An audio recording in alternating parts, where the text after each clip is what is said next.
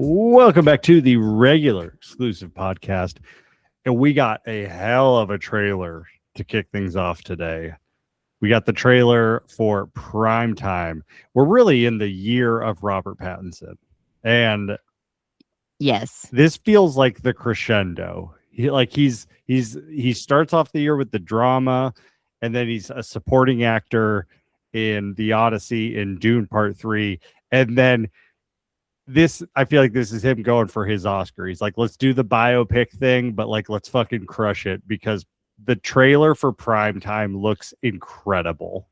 yeah. I saw someone on Reddit was saying like, with how much he's been working, they're like the Batman delays have made him just go on like an Oscar side quest, and I was like, that's so true because like it's so perfectly spaced out. We get Pattinson every season of the year, which is like we should have that every year. True. We had the drama in April, the Odyssey in July. Primetime comes out next month, September, and then Dune Part 3 will be December. So that's just like we're living in the perfect. As much as I hate the year 2026 so far, like, and I've been pretty vocal about it, I will say that the fact that they're giving us 4 Pattinson movies in the 4 quarters of the year, I'm okay with that. At least that feels good. It's pretty wild. I mean, Rob Pattinson is he's getting up there in my head for who's the guy who's Harry Potter?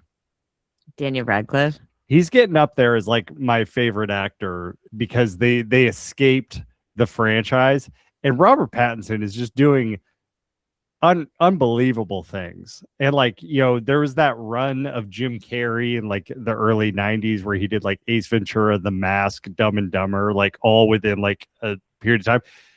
2026 might be Rob Pattinson's version of that, because this is an unbelievable run of movies. Yeah. I mean, barring like if To Catch a Predator, or sorry, not To Catch a Predator, but Primetime, which is about To Catch a Predator. If this, like, I can't suck. I think from the trailer, I agree, it looks so good. But like, barring that, like, that's a terrible film. Like, he's fucking going to be 4 for 4 this year, and a lot like they changed the rules so he could be nominated in the same category for multiple roles. But I'm like, can you imagine if we get 2 Rob Pattinson noms in Best Actor and 2 in Best Supporting Actor?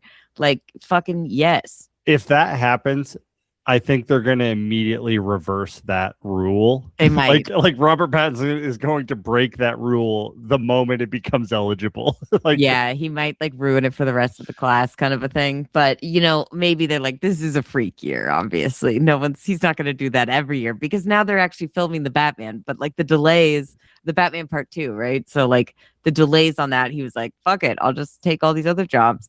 And just worked and just delivers like incredible work in every single movie. And this trailer, no different. I feel like a lot of people on Reddit I saw mentioning it reminded them of the movie Nightcrawler with Jake Gyllenhaal. Yeah, that's a and I'm like, that's a great comparison. But they were like, it's like Nightcrawler with pedophiles. I'm like, totally. Someone else had a great line of somebody get these pedos out of here. Because that line is just so classic at this point. It's nuts. But yeah, let's talk about the trailer, because wow, besides Rob Pattinson being incredible, just the way that it's filmed and everything, you're like, oh yeah, this is totally gonna have Nightcrawler vibes, where it's like he might think he's delivering justice, but like we're gonna see the other side of it that we never saw before, because we only saw the televised shit.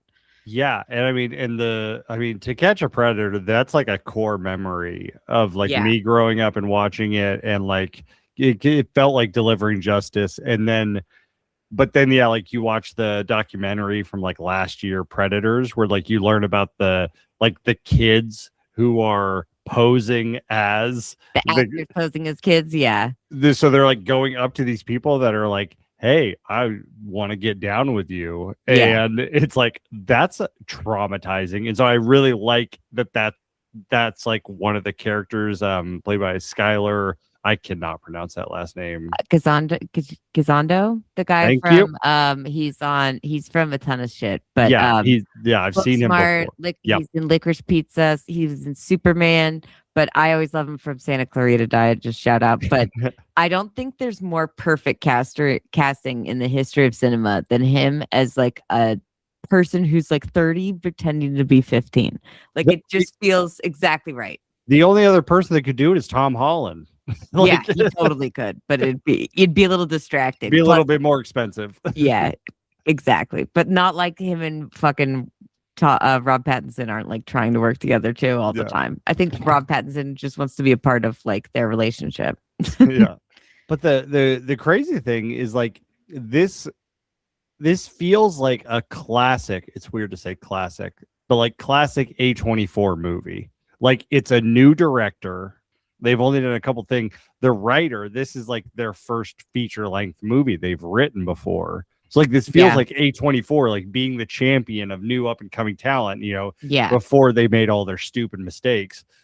They still have the heart of gold in there somewhere. They still are like at some in some levels, they are still trying to be A24, but like we see the other shit you're doing. Okay. We're not gonna look away. This might be the last pure A24 movie. No, like the Invite is also A24. Well, okay, well, I'm saying like they made those announcements of the investments and stuff. So all this stuff was already in the works prior to that. True. So like this might be the last pure A24 movie. That's very true.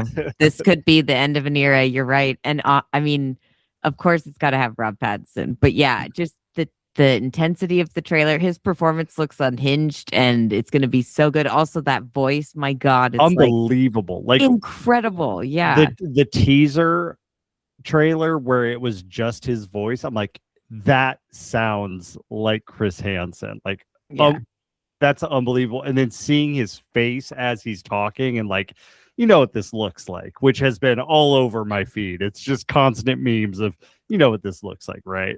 He's like the meme king this year. I think is it too early to call it? Because I know it's like, is he going to replace Leo? Is he going to replace Leonardo DiCaprio? This year alone, he's got a fucking treasure troves worth of just reaction gifts. Like if get these beggars out of here, that shit is still going strong. And I mean, now it's like Primetime, just like the trailer alone. When that movie comes out next month, he's going to be everywhere, probably 1,000,000 times more. So and he's going to have Dune, he's going to have some Dune moments because he's bald in Dune. So everyone's like, in that one, he's going to be like, somebody get these Fremen out of here. And I'm like, can that be like his new catchphrase? Because like, I think we're all on board because he said it so perfectly and so uniquely. I think the way that he emphasized the line and like just laughed and just everything was perfect, that I really do think I'd be okay with him being like, you know, Arnold Schwarzenegger be like, I'll be back. Like, that's fine. I don't care if that's his line that he says in every film from now on. I'm here for it. I find a way for Chris Hansen to say that. They need to just do some quick reshoots. Yeah. But yeah, like, I think what you were saying, like, that's a great comparison. Like, this feels very Nightcrawler and like the documentary. I feel like you have to watch the documentary before you see this because the movie feels very much like it is not going to glorify what they were doing. Like, I want to watch the doc. You've already seen it though? Yeah. And it's really about, the documentary is about like the lengths that Chris Hansen goes to make a spectacle of this, and rather than like a police sting operation, you know, like by the book, it's like, no, this is entertainment first, and then, you know, the second objective is catching these guys. Like, yeah. And it's so funny because like we used to watch this all the time, but now just looking at it through like especially 2026 lens, but you're like, I think even back then, like I knew it was dirty somehow, but it's also like, how can it be that bad? They're catching pedophiles, right? Like, yeah. But then you look at the backstory, and obviously like the big event that they're leading up to is one of the guys that got found out, which he didn't show up. They tracked him down after because he was like an assistant. It's like a governor or someone in the government. He was a assistant district attorney, and he was not actually. He didn't go to like the decoy house and like follow through, but he was chatting and like exchanging images. And then they like it was like the police showed up with a warrant and the film crews, and he like shot and killed himself when they showed up. That's a big part of the documentary is that moment canceled. Like, yeah, so I can't wait to like get the documentary, but it seems like from what I've heard from people who've seen the documentary already, tell me if I'm wrong, but it sounds like this movie feels like in line with the similar kind of like story and like tone that they're going to be focusing on. Yeah, like, and what a time to talk about that, with Epstein and all that stuff, and like people trying to hide that or whatever. But like, yeah, I think that's, I mean, other than Rob Pattinson and I love him, and him being the draw, like, you and I are not big biopic fans because a lot of them just end up just glorifying whatever it is, and it's really not that good. Musician ones, you're like, I don't need the fucking clean story of how you did this or your version of events. I want the fucking dirty ass. And the fact that Chris Hansen is not involved in the making of this, like, this feels like it's going to be a real commentary on, like, it's speaking of, like, you and I off air, you and I were talking about the Odyssey, like, does the end justify the means, and like the consequence of of all that? This feels like this is going to go real deep on that. Like, I would not be surprised if Chris Hansen is going to make some tweets about how this sucks because how poorly it paints him. Well, I feel like it'll be very similar to Nightcrawler, where it's like he might start out with this intention and say like, oh, it'll be great because we'll be like, we're just going to be first to the scene and we just film this stuff. It's fucked up, but we're getting hella money for selling these images. But then it's like by the end, he's like causing the accidents to like happen, right? And like in the first place. So it's like he's definitely going to go down a dark path. I can already tell.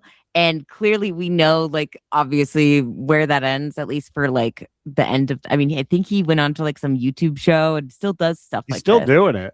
And it's like, man, this guy really hates fucking pedophiles. But it also just feels like now we know a lot more than we did when we were younger. And it's like, man, this really is like entrapment, it feels like. But some of those old episodes are pretty hilarious. I'll give you it. There's one guy when he like shows up and he tells him, I'm Chris Hansen or whatever. And he's like, I knew it. I knew this was this thing. I was just making sure you guys were on top of it. It's like, oh yeah. Okay, great. I mean, I just love the idea for all millennials for Rob Pattinson to win his first Oscar, to win it with this role as Chris Hansen.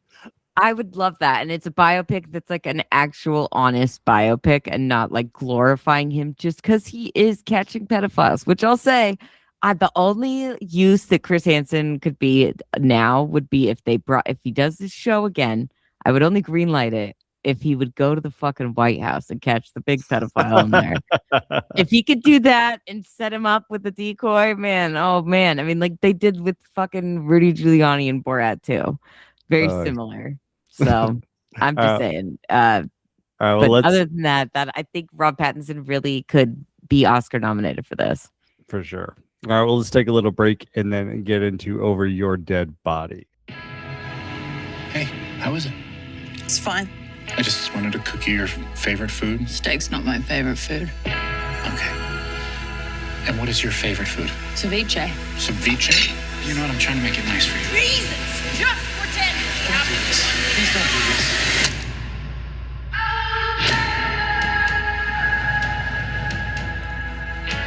Wakey, wakey. What's going on? Not much. Having a cup of tea and curious about these.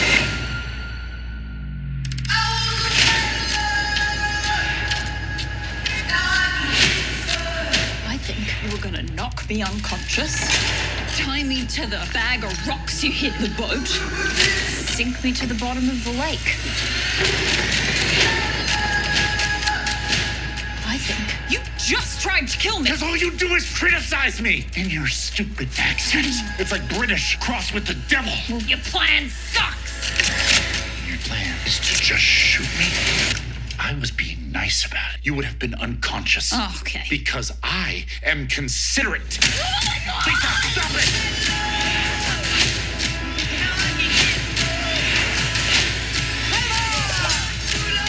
In a relationship, the key is finding ways to keep things fresh.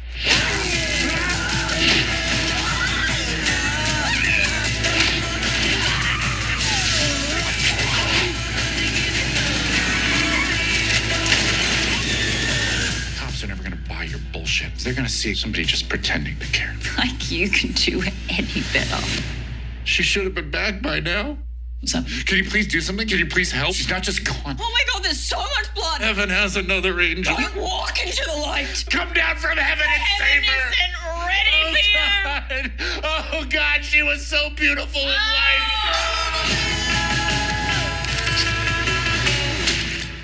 All right, let's talk about Over Your Dead Body. I'm going to say it again, Over Your Dead Body, because in my head, I want to say Over My Dead Body, and I don't want to screw that up. So Over Your Dead Body.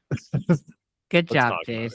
Let's get that out of the way up front. So well, another thing out of the way up front, I think this movie, this and I think also what we talked about last week, the drama. These are the two movies that are going to get the award for best trailers because they did not give away anything about this movie. Yeah, I agree with you. The trailer for this could have easily spoiled like the entire film. When everything goes down, I was like, they didn't give us any of this in the trailer. Good for them. Yeah, like the trailer is like the first third of the movie.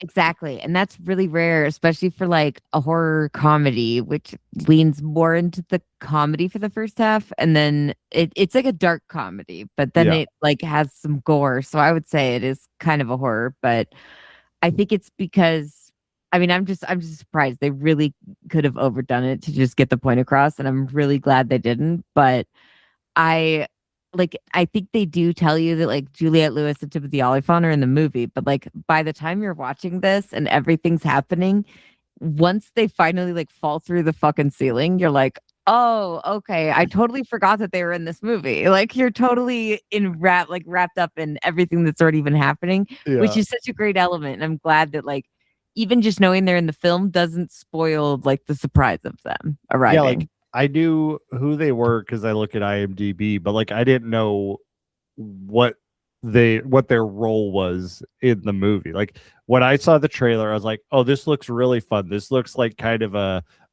dark comedy horror-esque version of Forgetting Sarah Marshall." Yeah, like that was the impression I got, and that sold me. And then everything else that happened was a pleasant surprise because one thing I was curious was like, how are they going to keep this going for an hour and a half? Like the couple is trying to kill each other sort of thing, and they found a way. They made it work because everything that's added, I was like, okay, I didn't see that coming. Yeah, and so this is actually based on a Norwegian film that is apparently on Netflix. It's called The Trip. I haven't seen it, but I've heard that this is pretty like one-for-one adaptation, but this one leans a little bit more into the comedy element of things, which makes more sense. Like in America, you don't take things as seriously. It's also called Over Your Dead Body. We're really telling you there's murder in this. The whole point is the couple's trying to kill each other versus like just the trip is very generic. Makes sense. But I want to watch it for sure. But yeah, I've heard it's very similar and almost like a one-to-one. I think that it makes sense that they lean into the comedy here, but it's such a wild ride and it's so much fun in each step where you like learn new information, you go back a few days, you find out something new, you catch back up. It's just good shit every time. And like I love the fact that even knowing the concept of the movie, like you're totally wrapped up in it, but you are like, wow, this feels like maybe 15 minutes left. And then we're like, what's going to happen there? Like, I don't know how much longer this goes. And then it just like literally they fall out of the ceiling. It's like perfect timing. And like the fucking line from Timothy Olyphant as soon as they stand up of like, that's your favorite movie. It was just such like a what the fuck is happening and so great. And then like when you finally get the build up to that and then you find out it's Mamma Mia, you're like, this is great. Yeah. I mean, this movie doesn't. I mean, it's directed by. I'm not even going to try and say the last name, but Jorma, one of the guys from The Lonely Island. Tacone? Yeah, I'll go with that. Okay. Yeah, but yeah, he's not Andy Samberg. He's the short one in The Lonely Island. I remember as the guy from Girls. Yeah. Yeah. And Booth Jonathan was his name, which was like the perfect fucking douchebag name for him in that show. He was so good at playing like an artsy fucking dickhead. But yeah, he's so funny, and he also made that Pop Star Never Stop Poppin' or Yeah. whatever, and he made MacGruber, which is great. So like I feel like he doesn't do a ton of movies, and this is like definitely a big step in a different direction for him. Like it's still hilarious as fuck, but like I don't know if he's really experimented with gore very much and practical effects, and also like the emotional or like thriller elements that are in this movie. Yeah.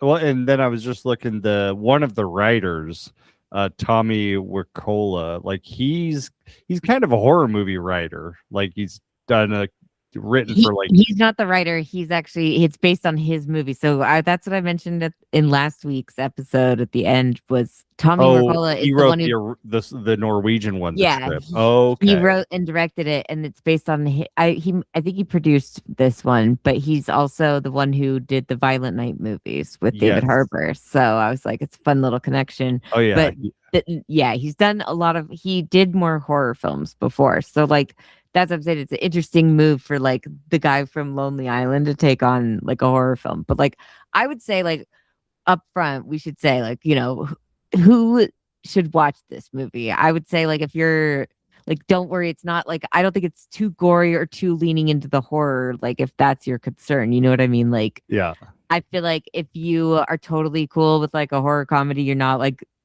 squeamish about gore, but also like you don't want to take something too seriously and just have like a fucking entertaining ride, this is exactly what you should watch. But if you're looking for a serious thing that's like going to be really about stuff like, like themes and trauma and shit, like this ain't your thing, maybe skip that. But like overall, I would say almost everybody, I would say just watch this. It's great. If you really liked Together, I would say this is up your alley. It doesn't have the body horror or the supernatural stuff going on, but just like that kind of codependent / toxic romance comedy. Like, it's right up that alley.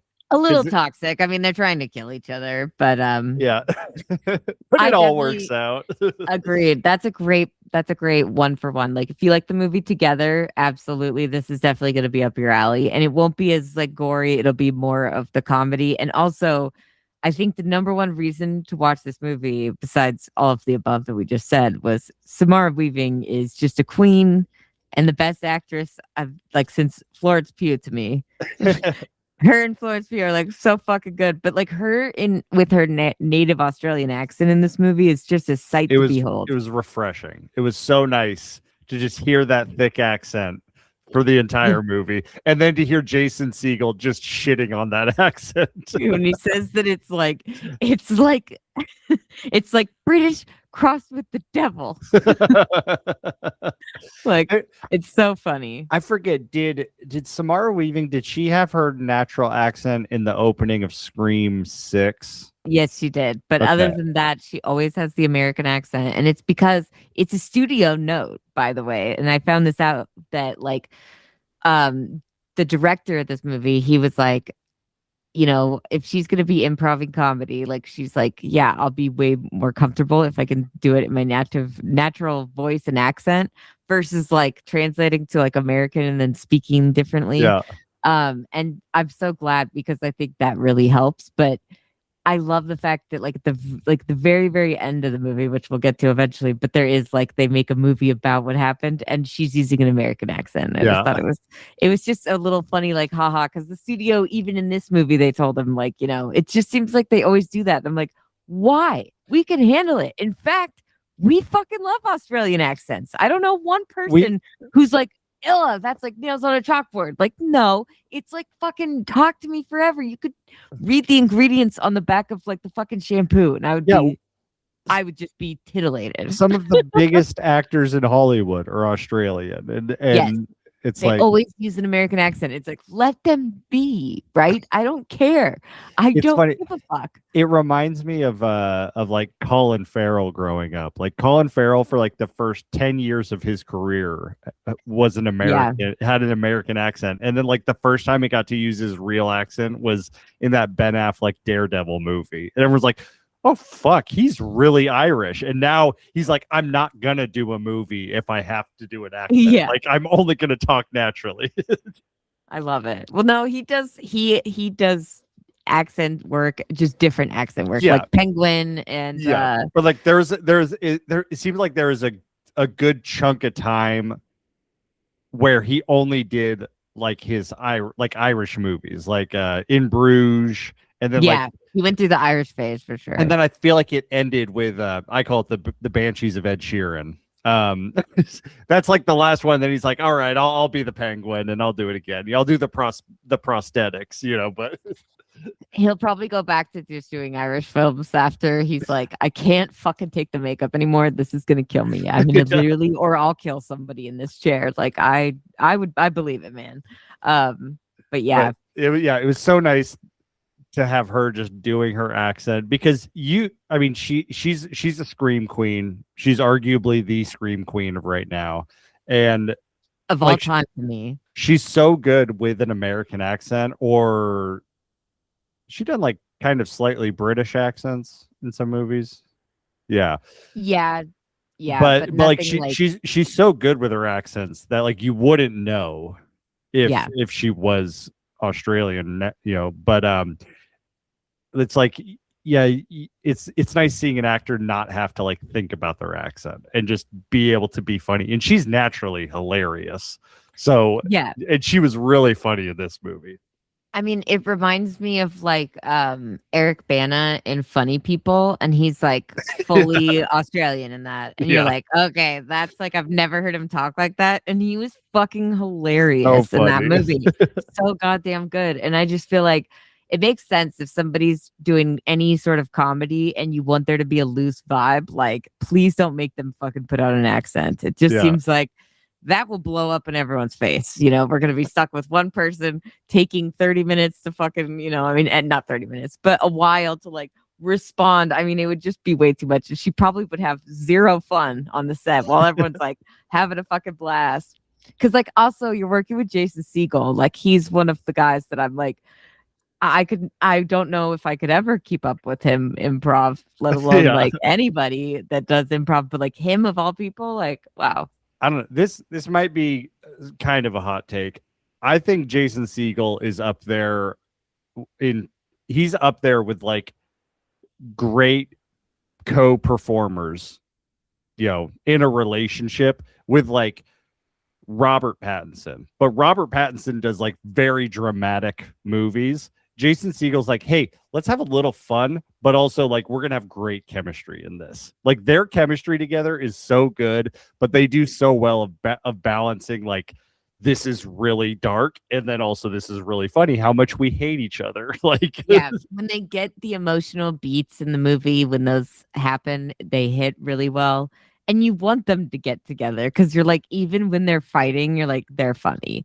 But also, this movie is like, it should be a couple, like a movie that every couple watches, like couples therapy. Because it's like, I'm sure we've all had times where you want to kill the other person. Not that you've ever gone so far as to plan, take them to a cabin, collect a bag of rocks in the morning, fucking put those on the boat, like fucking Jason Segel.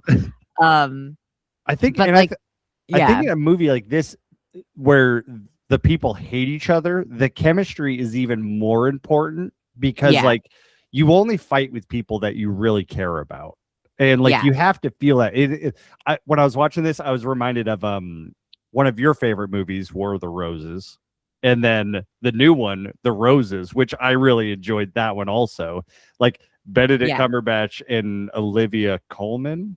Is that they had such great chemistry when they hated each other. Like you have to have good chemistry to sell it. And I thought these guys, you also have to have both sides of it. Like, because if you hate each other, you have to also be able to nail the emotional ones where you actually like each other, and it has to all come across as like there's this underlying reason, and it's not the other person specifically. I mean, technically they are trying to kill each other, so that seems pretty final. But like, it seems like there's all these other things that are kind of motivating them and whatever. And it's like, it just feels it's like relatable in the idea of like we've all been there at that thought, I'm sure. But like the fact that this is like them acting on it. I think it's just like it's one of those really dark kind of things. It's like the opposite of the drama where it's like Yeah. I don't want to have that like kind of dark fantasy of what that would be like of like, oh, my partner, almost did a school shooting, spoiler alert. But for Over Your Dead Body, it'd be like, like I honestly love the idea of like they are at their wits' end with each other and they're like they both are like, we have to kill the other one. Like the fact that they both have come up with this idea independently, it's just like incredible to me. Like, because I'm like, that probably rarely happens. Like it would probably never happen. It's always one or the other. But I love the fact that like you think it's just Jason Segel at first. Yeah. I love his like he's giving his alibi to the person at the very beginning. who he's very clearly talked to one time, like as a director. Yeah, she wants to go hiking. I keep telling her it's really dangerous. There's wild animals and the weather's supposed to be bad. And you're like, oh boy. And it's like this woman just is giving him like these confused eyes the whole time. Like, I don't know who you are really. And then even like on the way out when he like sees her when he's driving by, he's like, oh, bye, have a good weekend. Like he just keeps really like doing it. And then I love the fact that when he arrives home, the like her Samara Weaving's friend like is leaving and she's like, oh, have fun or happy hunting. Yeah. And he's like, what? But then when you see like her whole thing, her whole plan, you're like, hers was 10 times better. First off, his is pretty dumb. Like, oh, yeah, I'm just gonna say that you wandered off into the woods. But even like it's like just great because even like he is trying to make, I can't tell at first. I was gonna ask you actually, do you think he's like actually trying to make it a nice night for her? Because it doesn't seem like he is. I think he could just be this much of a dumbass at this point in their relationship, but it's like, he's like making her like the steak and the pepper from Ohio, and it's like, what? Like, did he like? He's like, I thought you'd like it. It's like that's not even my favorite meal. I think the answer is yes to both of the things you said. I think he is trying to make it like her final meal, but he's trying to be nice. He's so detached from the entire relationship. He doesn't know what her favorite meal is. And then just the fact of how much shit he gives her when she says ceviche. Yeah. So good. Ceviche, fish with the lime and lemon. Yeah. He's like, that's not even a meal, that's an appetizer. And he's like, when have you ever ordered that? Like, I've never seen you eat that. And he's like thinks it's like, oh, because she's having the affair. But like still, even when that's the reason, you're like, that seems like it can't be the whole reason, right? Yeah. But his whole plan is great. And then when he's coming up with the chloroform and she's like doing her lines, and then she's like, the way that she just incorporates his name into it, like it's just so like, what gives you the right, Dan? And he's like, what? And then she just tases him. And it's like, I'm glad she tased him that long because like he's a big dude. Like he probably like I learned that in The Hangover, right? When they're like, some of the times the big guys need an extra shot. Like I'm like, she tased him for so long, and then she's just like, ew, because he's truly so good. Did I ever tell you about how I ran into Jason Segel? Okay, I haven't heard this full story, but I know that you ran into him at like a convenience store in Joshua Tree. So yeah, we were. Is this right? Okay, this was right before COVID. We went to Palm Springs for my 30th birthday, and we were like, oh, let's go into Joshua Tree. Let's go into Palm Springs and like go to the stores. There was some friends. And so we did. And we're going to the store, and I'm not really a big shopper. So I'm just casually waltzing around the store on my phone, looking at things. And then my wife is like, our friend just like stepped over this guy, and this guy's like huge. And like, she like tripped over him. And I look over and I'm like, that's Jason Segel. And she's like, no, it's not. And he had like a goatee. Like we're all used to seeing him clean shaven. But I'm like, yeah. I heard his voice. And then I look over and I see him like, babe, that's Jason Segel. And she's like, no, it's not. And I'm like, 100% it is. Trip over his feet again. Let's do it. I'll prove it to you. But like he has such like a distinct voice. And so when I heard it, and then I was like, that's 100%. And then like I Googled it. I'm like, Jason Segel goatee. And then like we found some picture. I'm like, that's him. And she's like, oh my God. He was there shopping with like his girlfriend or whatever. And then did you guys say anything to him? No, but like I saw him and I was like, this is weird. I'm not. And so we just left. But then a podcast I listened to, he was the guest star on that podcast. And so I was like, oh my God, that was 100%. That's crazy. That's hilarious. I've only ever like stumbled across a celebrity in real life like one time like this, and I totally fucked up the name and I was so embarrassed, but then I knew it right away. But it was so funny because I was with my sisters and my mom in LA, and we were at this restaurant where like the paparazzi was already out front waiting. We had heard this is the one where all the celebs come from. We were like, we ended up, I don't know how the fuck I sleuthed this, but I figured out that the guy at the table in front of us was the director of Rocky. I was like, wow. Yeah, I don't know how I figured it out, but people kept coming up to him and I heard his name or something. I don't know what it was.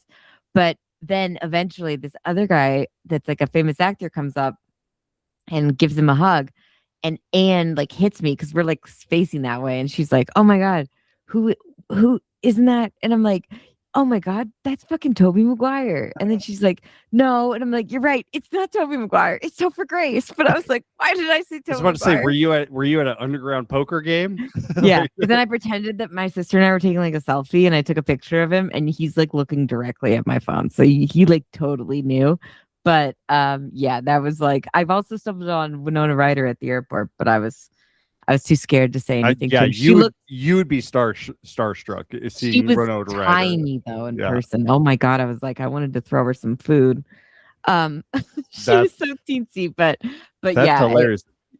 I never heard the story of you running into the director of Rocky. It's like that. Yeah. He did Rocky 1 and Rocky 4, two of the most important movies of my life. He also did The Karate Kid. Jesus, this guy is really important. I don't know how I put this two and two together. I can't believe you like knew who he was just seeing him. I was literally like locked in, fucking listening to everything. I also was like bribing the paparazzi outside with Bird, my younger sister, Kirsten. But we would like go outside and like bribe the paparazzi. We'd go smoke cigs with them and be like, who you waiting for? Who's coming? Blah, blah, blah. So we were getting all the lowdown stuff. Like our whole thing when we were in Hollywood was just like celebrity like finding. But it was just so funny running into him in Joshua Tree. And he was just like a normal guy.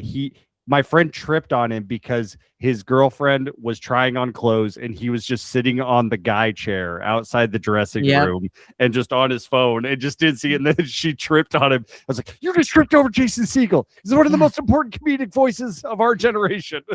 Go bow down and like pray to him for a few minutes or something. Seriously, I would have been like, sir, I am so sorry. But also, he's like a normal person, but like 8 feet tall. Like you'd see him, and it's like, when Jacob are we Elordi going to get life. the Dracula musical? Okay, we need the live action. We need to do it. We Dracula musical. That's what we need. I'm obsessed with that whole thing. I just love how weird he is and how much he loves puppets and like the Muppets specifically.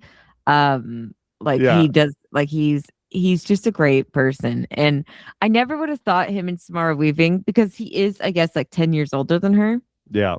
And they call it out in the movie. They call it out in the movie because she's like, I thought I would marry a grown up, but no, I'm just with a giant shitting baby. And I'm like, yeah, because he's like, it's just great shit. But they have such good chemistry, like you said. But I feel like this is still like very much a comedy with some horror elements to it, right? It's not like a full blown horror comedy. So I was saying, like, I want to ask you, do you think we should get? I think Jason Segel's ready for like a full-blown horror film at this point. I think he showed enough in this movie to me. Absolutely. The funny thing about this movie, like because you and I, we love horror movies, we love comedy movies, and we also like horror comedy movies. And this movie doesn't feel like a horror comedy. Like this movie feels like it commits to the horror bits, but then the comedy comes from like the characters acting like what real life people would act like. Like, yeah, like it's not like outward jokes. It's more just like, that's hilarious because that's dumb. And it's the situation that's ridiculous, but it's not like everybody's actions, right? Like, 100%. Like everyone's like pretty much behaving, like there's not like, oh, you're dumb idiot, like you don't know what you're doing. But you're right that it Like, feels I like think about, like, just clown- like no one would be in this situation. It's such a crazy situation. First off, that you're even killing you and your spouse happen to coincide and want to kill each other Yeah. the same weekend. Like Like- that's crazy already. Like Clown in a Cornfield is like a horror comedy. There's like Yes. jokes built into the horror moments. This just felt like it was two actors that were committing to the drama, and then just like there was some funny things that happened, and whether it's improv or written, like it just felt different than like a normal horror comedy. You know, Agreed. Like it's not horror in the traditional sense. I would say it's more like it's not even like Ready or Not is like more horror than Ye- this because they do a lot Yes, of kills. yeah. There are great kills in this movie. the And the plot gore of- is impressive. the plot isn't necessarily horror, how they unroll it. I mean, it kind of is, I No. guess, with some of the stuff. Should we get into the twist? Yeah, let's get into the twist. But I would say also like just before we move on, from the beginning section, the guy who pops up to help fucking I loved him. The opening friend. bit, the opening bit when he calls him on the phone from the from the shot for the commercial. Also loved the opening as a cellular commercial. I thought that was Yeah. hilarious. But when I heard the voice, I was like, is this like Obsession where the director is the voice of the guys of the hitman sort of thing? I was like, is this Right. like Obsession? But then no, it's an actual character. But yeah, the- Henry was his name. The guy who played Henry, who's like just trying to, he's weird, but he's been in prison. So it's like, of course, this is the guy that Jason Segel would have help. But like just his weird behavior just was really hilarious to me. And when he like shows up and he's sneaking up behind her with the hammer, and like Jason Segel's like, it's hammer time. It's hammer time. Now. And he's like, God damn it, Henry just hit her with the hammer. And he's like, sorry, dude, that was really unclear. Like after like so long of him like looking at him like with the eyes, and she's like, what the fuck are you doing? It was just a really great bit, and I felt like then they accidentally kill Henry, but like it's just good shit. Shout I out to feel like- him. I want to give him some love. Jake Kernan, I'm looking at his IMDb. He's been just like kind of a side thing in pretty much everything. He was fantastic in this. Yeah, I this movie has, loved like, him. It's so great with like the core cast, but then like the random side characters, like okay, we also got to The dad. call out Carl, the dad. Robert Goodman, the actor, like just his whole thing of like fuck off, Kevin, like to the like Asian male nurse that like works with him, which is incredible because it just pays off later. It's so well, but like the fact that even when he comes by twice while like Jason Segel's there, and he's like, just fuck off, Kevin, both times, and you're like, oh man, it's he seems like a great guy, and his whole thing of like, I wish a war upon you, and he's like, I know you do, Dad. His like- commitment to like the stereotypical boomer was hilarious. Like, Yeah, you guys need to be in a war to make yourselves real men, which like is just great because it's like the movie is proving him right, I guess. In that way. I never thought of it, but yeah, like you guys need a war. You got a Like, war. If you're gonna create a war together, like you need like basically it's not necessarily that you need to go to war, but it's the idea of like you need to remember that you're a team and you're fighting a war together instead of against each other. Yeah. That's what I'll say. So I will say, like, I'm not pro-war because of this movie, but then I don't think the movie is pro-war. I just think that the dad's thing is like you need a conflict that you both can be on the same side of and work Yeah. together to solve. And that's like, this is an extreme and literal version of what he wished upon them, a war, literally, with Juliette Lewis and Timothy Olyphant, and then the actor who plays Todd, who was just delightful. Jardine. Yeah. He was great. Todd Great. was a great character, but Allegra, Todd, and Pete, just So good. Good And shit. I also just want to say before we get to this moment, because it changes the entire movie, the scene of Jason Segel and Samara Weaving trying to outact each other of how they would respond to the cops. That's just gold. Like that's pure Literally comedy. one of my favorites. It's incredible. When they both are trying to get a tear, and then he finally gets one, and he's like, "That's right, Benedict fucking Cumberbatch." And like as he's saying that, she just knocks him out with the fucking, or like hits him with the end of the fucking rifle. Oh my god, It's just so so funny. great. Honestly, their fight was so great that like I was surprised that I would miss that energy later in the film when they are like on each other's side. Yeah, But I did not. I enjoyed that, like the chemistry, like you said, was still there. So it's yeah, let's great. talk about when the literal like change in plot happens by the three people falling through the ceiling. Yeah. So the Cliff Notes version of what happens is they kill the friend Henry on accident, and then struggling for the gun. Yeah, and they can't determine exactly who pulled the trigger, but it's enough that they're like, one of us has to live to tell the story. Samara Weaving is pretty confident that it's Jason Segel, even when the other people ask, she's like, it was him. So then they start fighting each other, trying to kill each other through the kitchen, throughout the house. And then it ends up with them in the bedroom fighting over the shotgun. They shoot the ceiling, and then someone screams, and then three people fall from the ceiling. And then, Timothy Olyphant stands up and just says, "That's your favorite movie?" Yeah. And it's like 3 days earlier or whatever. And I just got to say something about Timothy Olyphant. Okay. Yes. He's wonderful. I love him. He's hilarious in this movie. But how dare you? Okay, sir, how do you look gorgeous your whole life? Jokes are made your whole life, even in The Office, when you're on The Office and they're like, oh, you look like Josh Duhamel. It's just a joke about you being gorgeous. How do you look so good as a silver fox? Okay. We saw this in Alien Earth, but I'm like, okay, but you got the android look to it. But now your back is just Timothy, suave Timothy Olyphant. Yeah. Fuck you, sir. You've been beautiful your whole entire life. I'm so mad about it. Yeah, I know. This literally, he's never got a bad look. And even on Alien Earth, I would fuck the shit out of that guy with the white eyebrows and everything. He said his wife couldn't even look at him when he was filming that show. And I'm like, come on over here, baby. I would have been fine. The white hair and the white brows, I don't give a fuck. He fucking rocked it. By the end, I was like, I'm going to miss him not having that. So the fact that he's so, like, the fact that he gets more silver over time and he just gets more attractive. You should watch him in the later seasons of Curb, and he's so goddamn funny. He doesn't play himself, but he plays like just like a random friend of Larry's, and like he invites him to his wedding in Cabo, and just shit is great. Like, but he looks so sexy, just like a normal person, and you're like, fuck, man, you're right. Like, save some for the rest of us, like, do you have to have all of it? He's more hot than Josh Duhamel is still. Like, Josh Duhamel is still like a silver fox, but like nowhere near Timothy Olyphant. Yeah, it's like when I saw him, it was like, God, I hope that he dyes his hair. Like, I hope that that's not how it naturally is, because I think he looks better. I think he looks better as a silver fox. I think it is natural.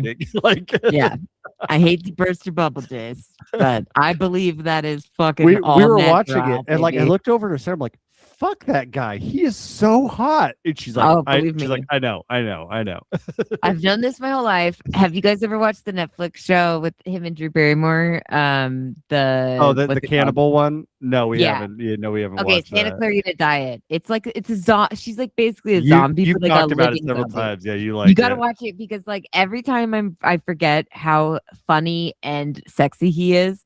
They play a pair of real estate agents, and then she like dies and becomes a zombie and has to like, but she's like alive. She looks normal, but she just has to like hunt and eat and kill people. And he's like just fucking stressed about life because he has to like, he comes home and there's just like blood and guts everywhere. And he's like, oh my God. And he has to help her cover it up.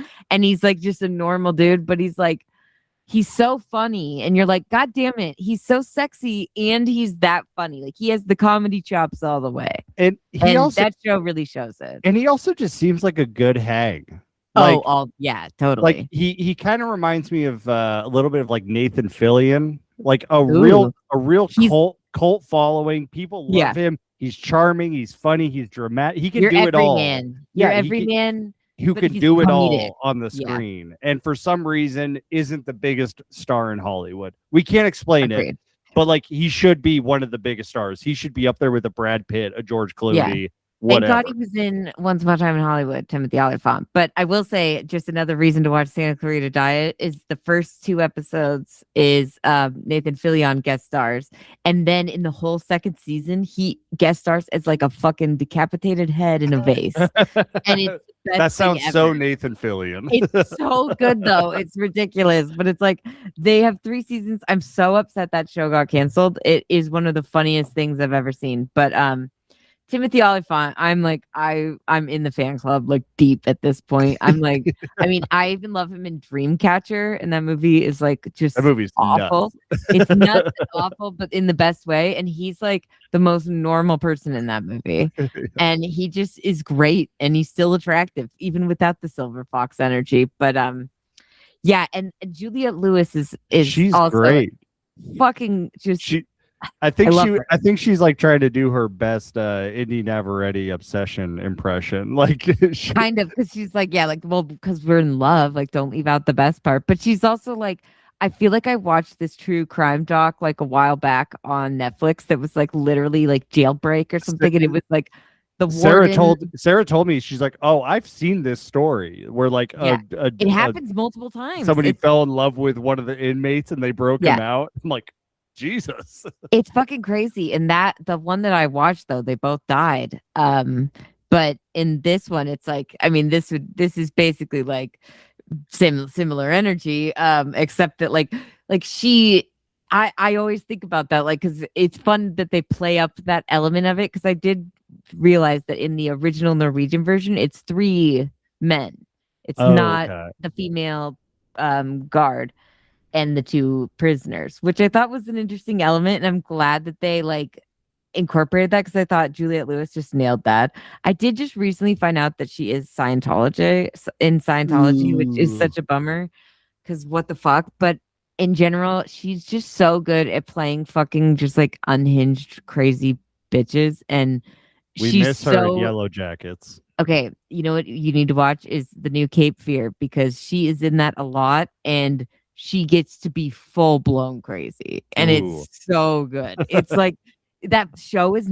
Don't get me wrong, the show is like the most beautifully made garbage ever, but it's like the performances are worth watching, certain ones, but like literally she is just it's like I could just order more crazy Juliette Lewis for the rest of my days. I just want to see it, and it's the exact energy that she brings to this too. I'm not going to support Scientology, but I will say the actors that are associated with Scientology, I usually am like, yeah, they can go pretty nuts. I'll watch their movies. They can go. They're pretty unhinged.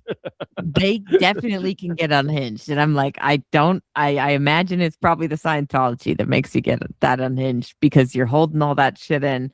But she's just a delight in this movie, and really sadistic. Yeah.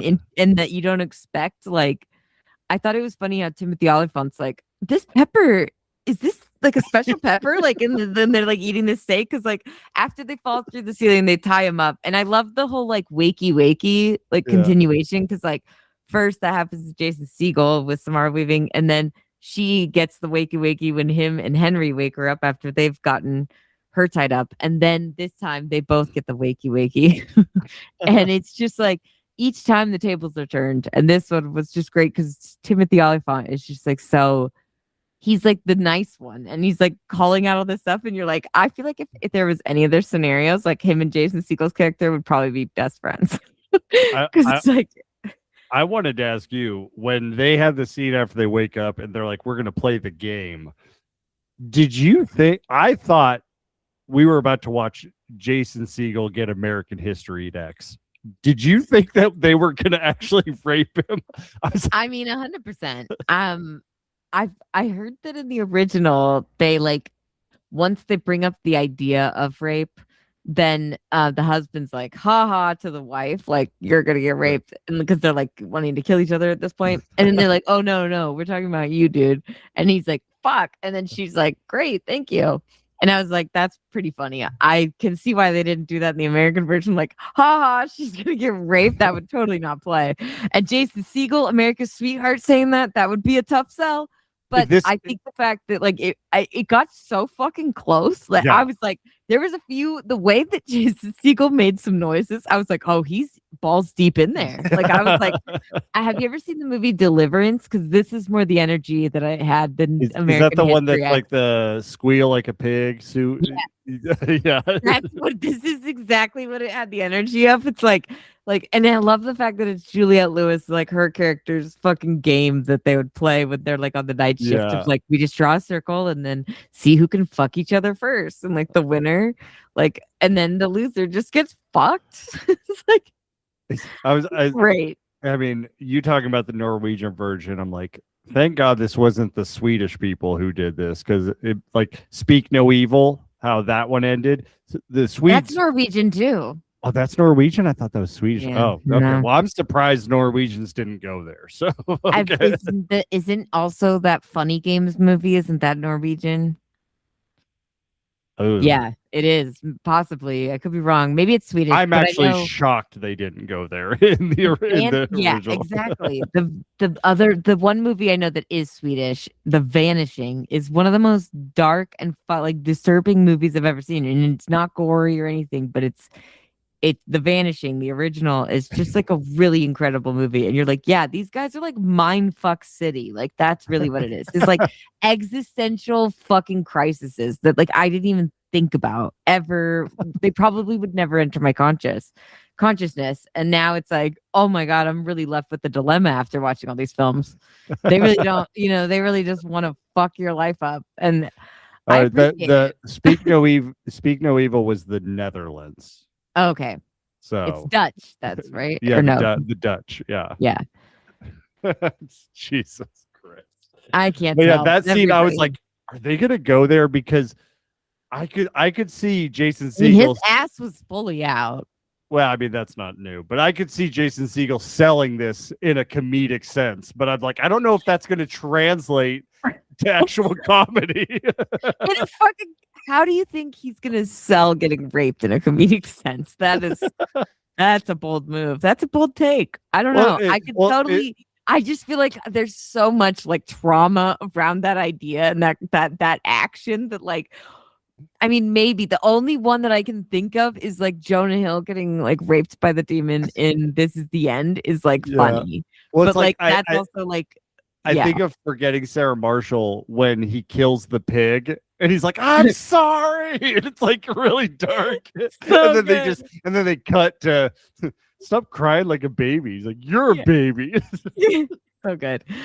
You're right. If anybody could do it and make it funny, I mean, fuck it. Who knows? I think he probably could. It'd be a really bold move as an actor. Yeah, It sounds like something Jared Leto would do, which is totally in line with like his sexual allegations, which there's a free YouTube documentary on the case right now. Go watch it. Is that about his cult? No, but it's about all the sexual allegations that have been going against him for a long time. But like, this is finally like public. It's a BBC dropped a thing.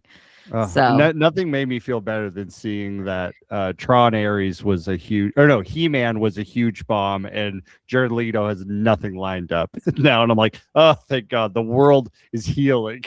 I mean, it just like when things like this come out, it's like I knew in my gut for years that this was like like fuck that guy. Like I just had this sense of him. Like when he gets shot in the face in Panic Room, I'm like, God damn, that feels good. It's like, let me do it. I feel like he just is the worst. And I've always like the only thing I liked about him back in the day was like one song by 30 Seconds to Mars. Yeah. And like I'm willing to give it up. But I also am like, I've just always evaded this guy. So it's just like, thanks for the confirmation, Jared Leto. We could finally stop talking about you. But in this movie, Jason Segel, I think it was great that I'm glad they didn't fully go there. It would have definitely been a hard line to fucking I'm tread. glad the guy had stage fright. And then I also loved that Timothy Oliphant loves his movie. Like the one movie he did. Why do you have that poster? And he's like, he's like, why do you like that movie? And I love how he's like, I've seen that movie like 7 times or whatever. And he's like, in the theater? And he's like, no, I was in prison. Like, we talked about this? The way that like so earnestly that Jason Segel's like, in theaters? So sweet. Just so perfect. I also love that like the whole idea of, just before we move on with this whole like almost getting raped thing, because also like once Timothy Olyphant is like, I loved your movie. Oh my God. He's like, all right, sorry, I'll let you guys get back to it. As You're like, you wait, were. what? Yeah, as you were. The fact that Samara Weaving doesn't say anything, she's willing to let him get ass raped. Yeah. But then she finally, when they're like, got the gun to him and they're like, and Juliette Lewis is like, say goodbye to your wife. Then she's like, okay, fine, I've got 50,000. Yeah. And I'm like, man, that's some cold shit. I'd be like, bitch, you could have said something a little earlier, you know? Like, I know we're making up, but that would be something I'd clock for later discussion. Yeah. When we're made up and everything's fine. I'd be like, I am curious though. Would you have really let him stick it all the way in? Because like he got the stage fright, but like, let's just say dick was hard. Were you gonna say something? The thing that I need comes the confirmation. the things that comes to my mind is that when the relationship was good between those two, they experimented a little bit and she didn't like it. So maybe she was gonna let him get a little payback for that. That could be the only justification that I'm thinking of. That is absolutely. I threaten Nolan with that all the time. I'm like, if you want to go there, we'll go there, and I get to do it to you. It's got to be mutual. Yeah, it's gonna be a group activity, basically. And then he's like, you know what? No. But that's a great thing. I never thought about it. I mean, honestly, like when you hear their arguments from both sides, you're like, I kind of still side with Samara Weaving, but like you understand Jason Segel and being so ashamed and like fucking it all up and then like losing all their money because it's like it's Hollywood. You have to act like you're. And it's like that's not a thing. Like it's just the fact that they're even arguing while like they're holding the gun to him. I love the first moment when Juliette Lewis, before she says anything, she just like starts panning the like knife over him, and he's just like crying and screaming, and he's like, "I'm sorry. What do you want? I'll do anything." And she's like, "Oh, calm down. I'm not gonna like." Just like even her, she's like, "Relax." Like God, he's just I love it. And my only thing is that I think Samara Weaving is like basically a superhero, and I wish she kicked a little bit more butt in this movie because I'm like, she knows to go for the head. Yeah. She knows not to just stab them in the back, but I'm just thinking of Ready or Not, you know, where she's like gone against. She needs like, a break. Satanists. Yeah. This is like her as a normal person. And I found it to be believable, but also I was like, I think I could probably kick their ass. Well, I think that leads to like the funniest sequence in the entire movie of like their escape where, I mean, first off, the whole thing of him getting the pool ball and then hiding the pool ball as he goes into the bathroom. I was like, well, there's no way that actually happened, but I support the idea of him putting a pool ball in a sock and then hitting the guy over the head. He did grab it. It shows him I grab know it when he's thrown on the kicked table. it, but it's like, how did he get it into his hand? And then also when the guy lets him out, is he just holding the pool ball in his hand and the guy No, he never had it in sees his it? pocket. He puts it in his pocket. It shows. I You don't think know. that they clocked it? I mean, Movie magic. these are serial killers, or not, maybe not serial killers. The two guys have killed at least one person. They said that they are killers.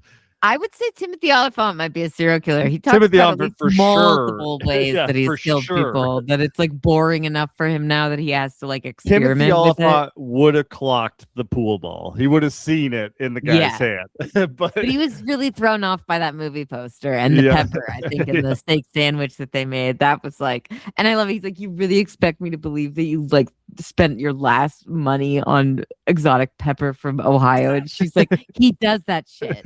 He's not good with his money. It's just so great. But yeah, then once I do want to call out the fact that Harry Potter references and the fact that like Todd's so like funny. Ron and Hermione, that's their names, like so that they don't get personally, is just like really great because he's like trying to say something. He's like Ronald Weasley. Just really good shit. I just really enjoyed that little. I also was expecting a Voldemort reference when Timothy Olyphant's nose gets bitten. Yeah, but, like that's a it good- didn't that's a get good fully call. bitten off. But I was like, but I'm also like, you know what? Fuck Harry Potter. You know. Yeah. But yeah, like that whole sequence of them fighting Todd throughout the house is just hilarious. And it really culminates in Samara Weaving stabbing Todd with every knife in the knife block. She's like, That why was so won't you great. die? He like stabs him first, and then it like he's just like still like trying to kill Jason Segel. So she's like, okay, and she just goes back. And she's like, I guess I'll take the whole block. And she's just like, okay, but I'm like, Samara Weaving Ready or Not, she would know in general. I just believe that this woman would know to go right for the head. Yeah. But also, I do understand being a normal person that isn't like, I've done this before. It's going to be trepidatious to just go straight for the brain. Like, it's not a zombie, you know, it's a human. It'd be tough to just go for the kill. I get it. I was going to ask you, this movie made me think there's a moment in the movie, I can't remember exactly the scene, but has Samara Weaving screamed "what the fuck" in every movie she's done? I feel like she has. Like, yeah, pretty much. Yeah, she must. And if not, like, she needs to do it forever. The only one I could think of is like Scream 6 because it's such a short scene. Yeah, I don't think she yells "what the fuck," but I'm like, in The Babysitter, maybe I could see it. Oh yeah, I haven't She seen that. definitely. I mean, she's like the villain in that, right? Because she gets Kind like of. possessed. Well, no, it's like she's the babysitter. She's the coolest babysitter ever. And then once he goes to sleep, he like goes down to like spy on her, and she like invites all of her friends over, and this like nerdy guy from school, and he's like watching, and they're like doing truth or dare, and he thinks it's like, you know, oh, they're gonna kiss. And then as she's kissing him, she like brings up these two knives and like stabs them in the guy's head, and they're like a Satanist cult, like her and her friends. And so then because he sees and then like tries to call the cops, it's like this whole thing, but it's like very comedy, like hilarious. Like the group of kids are hilarious, and yeah, it's just good. It's a good time, honestly. And she's kind of the villain, but you're also like, I'm still rooting for her. Yeah, like there's just no Samara way. Weaving.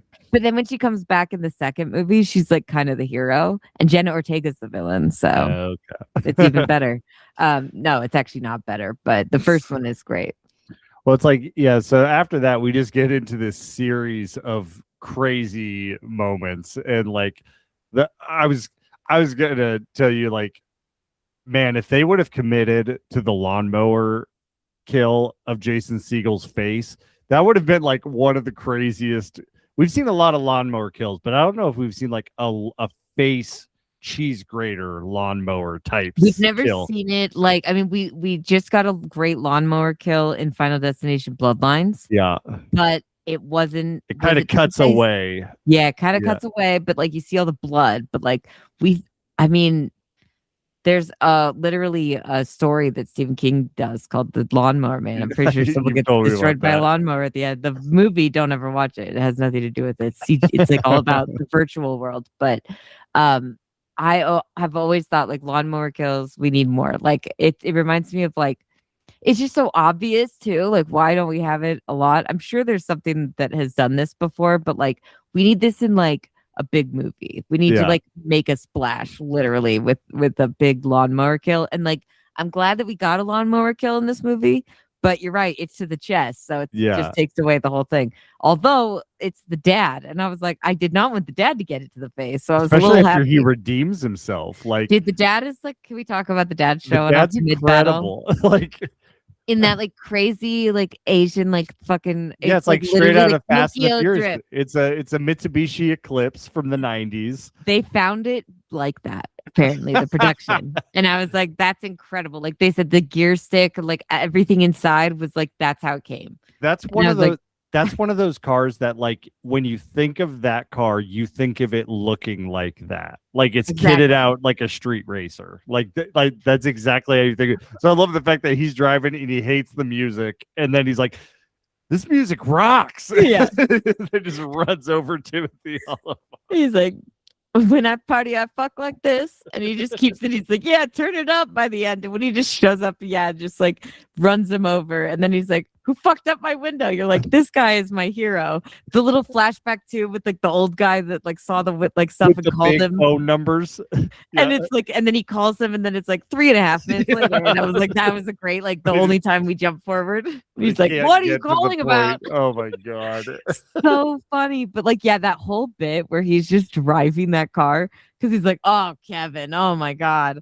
And like when he's like, of course, because it's all the music. And then like once he's like singing the music and like fucking partying, you're like, okay, I was just like cracking up the whole fucking time. He's so funny. He's so goddamn good. And then when he's like just rolls up and like shoots Todd in the face, dude, like just half the head, I was like, all right, we're committing to the gore.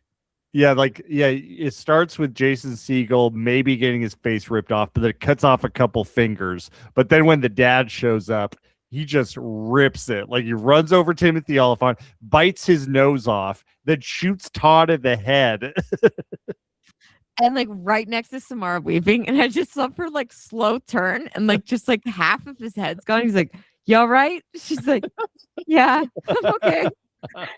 Like they try to get out of there in the car, and it's just wonderful because he's like that whole fight, and when Timothy Oliphant's like, "Oh, you gonna dial me?" He's like, "No, I'm gonna bite your fucking nose off." Yeah. And then he's like, "Your nose tastes like shit." I was just like, "This is incredible," and it's great because he did say like he didn't want to die where he was; he wanted to die in battle. Yeah. He got his wish. This literally is the boomer's fucking dream movie, I guess, if you think about it in those terms. But I mean, at least he got his happy ending and he had to die for it. So I think if more boomers just died for their happy endings, we'd all be happy. No offense. Well, then we see Jason Segel. He gets a little bit of that ferocity from his dad because he just like he breaks Juliette Lewis's leg and then just shoots her in the head. That whole scene when she's like putting her fucking toe back together, I was like, that was incredible because I was like, that was fucked. Yeah. Like that was really well done, gore. And I feel like that could be like a little bit much for people. That's like the one scene I think definitely the gore is like a lot. Yeah. But like her like trying to like because it's like the whole toe and like the bones and like all that it's like separate. It feels like and she just like pouring alcohol. And just the fact that she like gets it all done and like wrapped up and she's like, oh, and then he just comes and breaks her fucking leg. I was like, this is so great. Just like so perfect timing. And then the fact that like she's like all, please no. And then she's like, oh yeah, you're gonna shoot an officer. I'm a federal fucking officer. Go ahead, do it. And then he just does it. And you're like, yeah, that was the right move. But also Timothy Oliphant like breaking up with her after like her like she gets fucked up out there like with her foot and he's like, yeah, no, sorry. Because you're like, you knew it was coming. But like when she gets so upset earlier about the way he's like, let's just trash the car. She's like, we better hope it doesn't come back and like burn your dick off. He's just like, what? But I love their whole like back and forth. And then the fact that he just kills her is just great. But then I would say Timothy Oliphant, rightly so, just gives them really the run for their money. Totally. Yeah. He's so good in this movie. And they get the whole climax on the boat. Yeah. I mean, first off, it was hilarious that Jason Segel had like this badass moment and then he runs out to the dock and gets his foot wrapped up in the rope so he just gets pulled off into the waters. Every time Jason Segel has like a semi-heroic moment in this movie, he is immediately undercut by something really ridiculous and embarrassing. Like exactly like you just said, getting dragged off by the boat. He ends up redeeming himself, getting on the boat, fighting. I love when he like goes back, balls up his fist, and then like goes and just misses. It's like it's just good shit. And then once he like finally gets one up on him, and then he just starts, or he's like, you know, been fighting him and you're like, okay, he's going to do something. He just starts yakking and like just throws up. It's for, so like, long. So long. And like, I'm like, they're like, it's so funny because if you like, there's one of the shots you got to rewatch because I didn't notice it my first time either, but like the wide shot that shows him just puking, you can totally see Timothy Oliphant like laughing, but like trying to keep the smile and then like changing his face to like, and he keeps it together, but it's just like, I love that they kept that in the movie because it's like I can only imagine. And it was just it goes on for so long. And you're like, this is what I love about Jason Segel. It's like even in Forgetting Sarah Marshall, he was like butt ass naked at the beginning and very end, and you see his dick and everything. Like he just has no shame about his figure and anything about that. So the fact that he's like anytime he has a semi-heroic moment, it's really just undercut by the fact that he's a total doofus. And I love that so much. Oh, it's great. And the ending. I was saying the ending is perfect. Like when it wraps up, I was like, what do we do now? And I was just like, you make a movie. And then like it cuts That's exactly to them making a movie. But so I was just gonna say, I love the fact that Bag of Rocks end up coming back and like being the thing that finally gets Timothy Oliphant dead.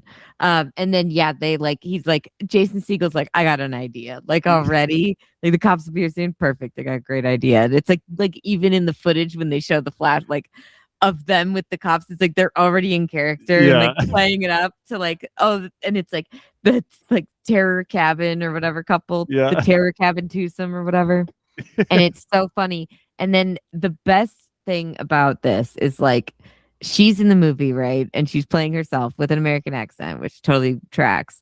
But the fact that they have fucking Kumail Nanjiani playing Jason Segel's character is probably the best use of Kumail Nanjiani's muscles ever, because he barely showed them in the Eternals. I was gonna say, I'm so happy he got to show off those Marvel muscles. Like literally rip off his shirt and like fucking, it was so great. I mean, if you haven't seen his latest stand-up on Hulu, you should, because he talks about it. And it's so fucking funny because it's like, he's like, well, I'm not going to not be fit now that I got this way. Like, I'm just going to stay this way. And I was like, good for him. Because it's like, but he's like, I'm also like, I'm a nerd, but I like have this body now. And he's like, I'm just going to use, I'm going to do it. And the fact that he got to like rip the shirt like Hulk and like fucking show off his like action fight scene was great. He's so jacked. And it was just really, I was like, this is like, I hope this makes it so that he uses them more, because he should. The fucking Eternals is not his fault. He deserves everything.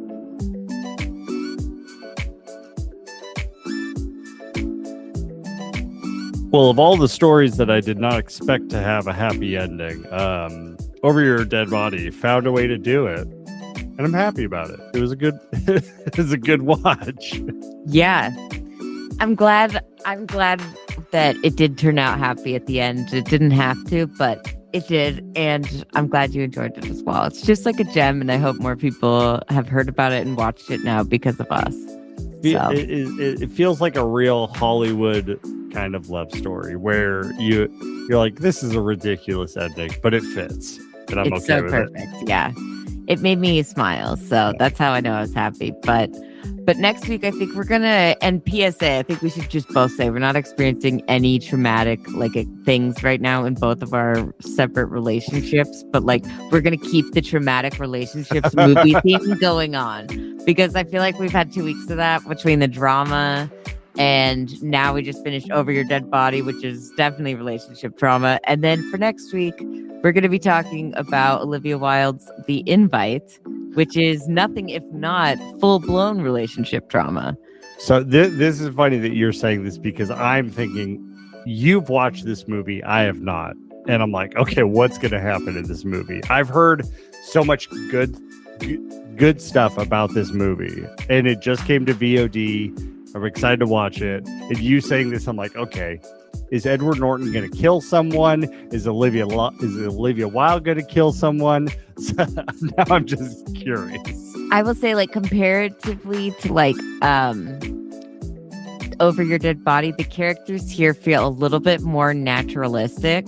But like the tension in this movie feels like it just slowly ratchets up to like 1,000,000. And it's so funny though throughout, but you're like so tense. It feels like some Ari Aster shit.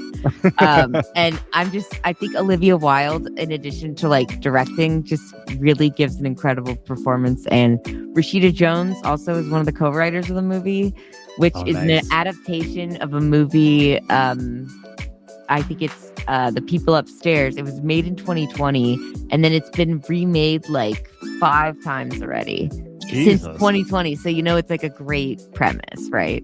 In all these different countries. So this is the US version. I really think at least for Nolan and I, because we just watched it last night, which you can now watch it on VOD, I should mention. But we were like, wow, we thought The Odyssey was like the best film of the year, but we're like, this one feels like it's absolutely in contention with like for Oscars, because it's like, every performance was incredible, and just like so relatable, and just everything about it. I'm so excited to talk about it because it's tense, but it's like a really good watch. Like it's hard to explain. That's high praise, because. Yeah. I'm excited to watch it because it's the first movie I think since Olivia Wilde to direct since Don't Worry Darling, which we talked about that, and I think we were both like, this movie's gonna suck, and then this movie was really good, and not just because we love Florence Pugh, but it was a really good movie. And so I'm really excited to watch this. Also, Edward Norton is like a core childhood actor of mine, and so I haven't seen him in a movie in a while, so and I've heard he's incredible in it. Oh, he's so good. There's one scene, this is like a piece of trivia I read before I watched the movie, but he has a speech because his character's name is Hawk, and at one point, Great name. yeah, it's so good.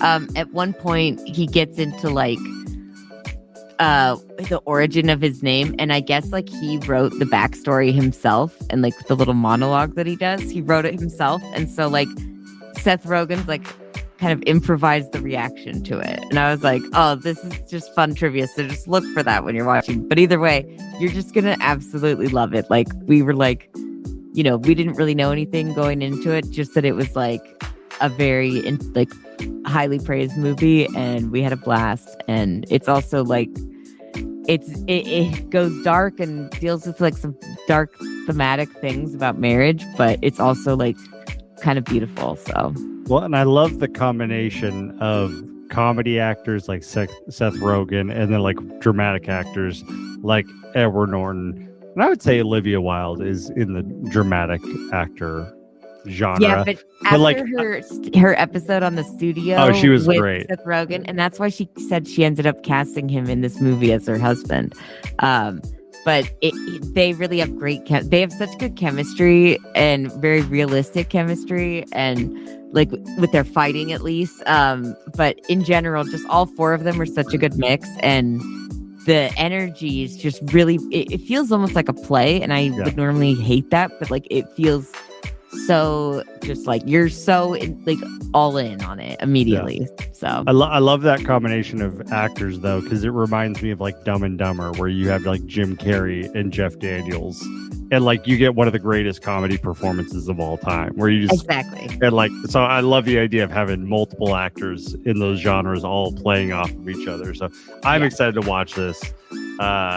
It's a sexy movie, and really funny, and really awkward and tense, and just all the things that you would expect out of an Ari Aster film, except for the sexy part. And I don't think it got a wide release at all, because like it never was like saw in theaters for a week or some shit. I'm like, A24, why didn't this get the same treatment as the drama? They could have fucking promoted this like the drama. We'll have to talk about it, but either way, it's on VOD. It is absolutely worth the rental or purchase, and please support this movie on VOD, because I feel like Olivia Wilde also like turned down Netflix and a bunch of other studios because they didn't want to they wouldn't let her go in theaters with this movie, and A24 did, and I was like, oh, this is probably the last time we're ever gonna hear that too. So it just feels like the end of an era again. So let's just cap it off with a goodbye to A24 after this and Primetime. I feel like the days are numbered.